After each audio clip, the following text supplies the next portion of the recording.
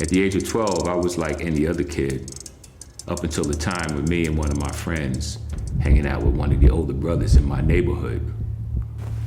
Passed a cigarette around, but this time the cigarette didn't look like any other cigarette, and it didn't smell like it either. And I took that, what looked like a funny looking cigarette, and I did this.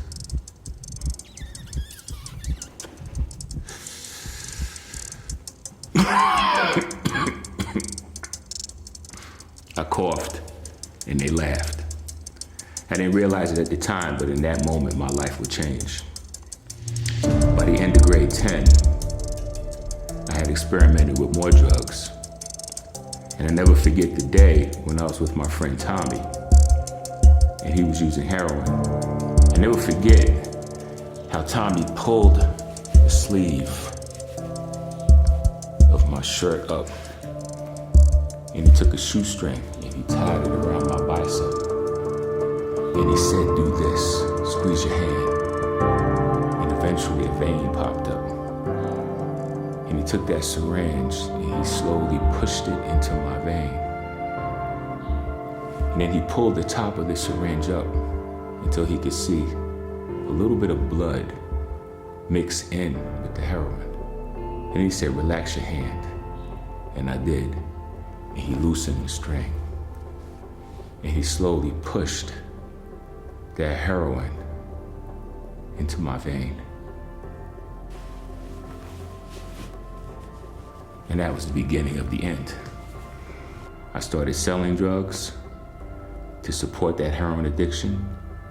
I started burglarizing people's homes to support a heroin addiction. And me and my friends even stole people's credit cards and used them, forging their names, to get things to sell, to buy more heroin.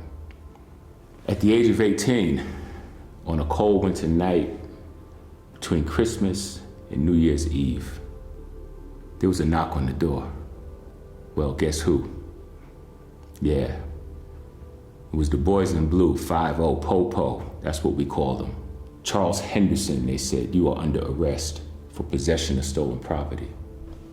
I was sentenced to 30 days in jail and 2 years in a drug rehabilitation program. But it was in this drug program that things began to turn around for me. Well, I finished that drug program after 2 years. I couldn't get a job. But one day I overheard a woman talking to my mother in her office when I went to visit. And she was telling my mother about this college that she was studying in and how excited she was to be learning again. She had been out of high school for a few years before she went back. I had also been out of high school for a few years. So I decided to give it a shot. And I studied for 2 years at Westchester Community College. I studied business administration because I felt I was a businessman of sorts. I finished that program in 2.5 years. And at the end of 2.5 years, I had 2 B's on my report card and all the rest were A's. And it was because of that that I was able to apply to and get accepted into the Wharton School at the University of Pennsylvania. It was there that I did my bachelor's degree in finance and economics. And I graduated and I got a job working on Wall Street. J.P. Morgan Chase, at the time it was called Chase Manhattan Bank. I worked as a risk analyst. Wow, I traveled all over the world. After 3 years of the banking thing though, I decided, I don't want to be a banker. So I decided to make a change. And the best way to make a change was to go back to school. So I applied to and was accepted to do a master's degree in business administration at Harvard Business School. That was my dream and I realized it. I was so excited to be a student at Harvard Business School. And I'll never forget the first month. We had a communications class, and part of the class required each student to actually prepare a 4-minute presentation with no props that would be videotaped and then graded by the professor. I decided to do mine on the problem with drugs in America. I did the presentation, turned it in, and an amazing thing happened. The professor asked me if she could use my presentation as an example to show to the class of how it should be done. So, of course, I agreed. She showed the presentation on videotape, and after the class was over, some of my classmates came up to ask me about the presentation and complimented me on the presentation.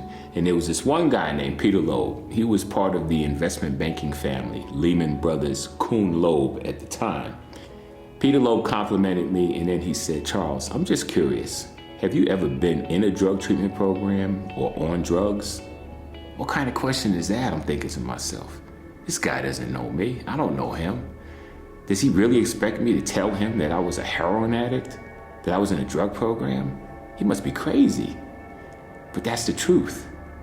Should I lie? Should I tell him the truth? I looked him straight in the eye and I said, "No. Why do you ask?" His response stunned me. "I was just curious, Charles. My sister is a heroin addict, and she's been in and out of drug treatment programs, and she speaks of it the way you do." Wow. I felt this big. Why did I lie? Why didn't I just tell him? What was I afraid of? I had nothing to be ashamed of. That's in the past. I couldn't say, "I was just kidding," because then I would be admitting to being a liar. So I let it go. For the next 2 years of being a student at Harvard Business School, I could not get that thing out of my mind. But that taught me a valuable lesson. From that moment on, I decided I would never hide my past from anyone, because the past does not define who I am. Who I am is a result of what I learned from those past experiences and how they made me a better person. 5 years later, when we had our first Harvard Business School reunion, I made it a point to find Peter Loeb and tell him the truth about what happened. Yeah, I learned something about vulnerability, and now I use it to my advantage.